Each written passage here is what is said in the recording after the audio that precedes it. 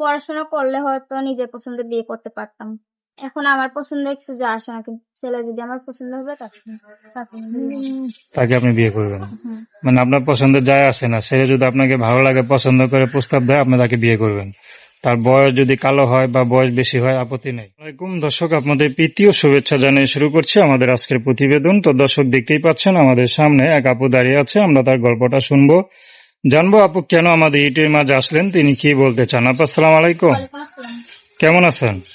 আছি কেমন? নাম কি আপনার? পিয়া। খুব সুন্দর নাম, দেখতে তো খুব সুন্দরী। এত অল্প বয়সে ইউটিউবে কেন আসলেন? ইউটিউবে সবটার সামনে তো মানুষ আমাকে করতে আসে না, অনেক কষ্ট করে আসে। আমি কষ্ট করে প্রতিদিনের সামনে আসি। আচ্ছা, কি কষ্টে আছেন একটু বলেন। এই যে কষ্টে আসি, মা আছে, ছোট বোন আছে বাসায়, ওদের খাওয়াইতে পারি না। আম্মুটা অনেক কষ্ট, কাজ করতে পারে না, আমাদের খাওয়াইতে পারে না, আমি কাজ করে খাওয়াই। আর প্রতিদিনের সামনে এসে একটা সুন্দর মনের জীবন পাওয়ার জন্য যে আমার পাশে থাকবে, আমার কষ্ট যে আমার পাশে থাকবে, আমার মা ছোট বোনের দায়িত্ব নেবে। আচ্ছা, আপনার তো বিয়ে শাদী হয় নাই না? কি করেন আপনি? এই যে কাজ করি একটা দোকানে, সেলাই মেশিনে। পড়াশোনা কত দূর করছেন?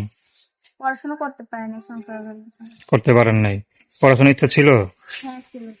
এত সুন্দর চেহারা, যদি পড়াশোনা করতে নিজের জীবনটা সুন্দর ভাবে মানে সাজাতে পারতেন না? তো এখন কি মনে হয় পারবেন? না, এখন মনে হয় যে আপনার মন মতো আপনি বিয়ে শাদী করতে পারবেন? এখন মনে হয় যে আমি সুন্দর একটা সংসার করতে পারবো আমার স্বামীর সঙ্গে। আচ্ছা, তো পড়াশোনা করলে দেখা গেল নিজের পছন্দ অনুযায়ী একটা ছেলে পছন্দ করলে ছেলে আপনার পছন্দ করতো, তো এখন দেখা গেল আপনি যারা পছন্দ করলেন সে আপনাকে পছন্দ করলো না, তো আপনারা যে পছন্দ করলো তার আপনার পছন্দ না, তাহলে কি বিয়ে করবেন?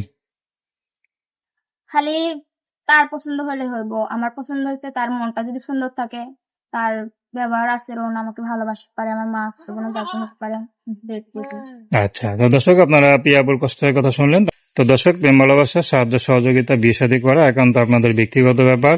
আসুন আমরা 5 ওয়াক্ত নামাজ পড়ি, সর্বদা দেশের সেবা করি।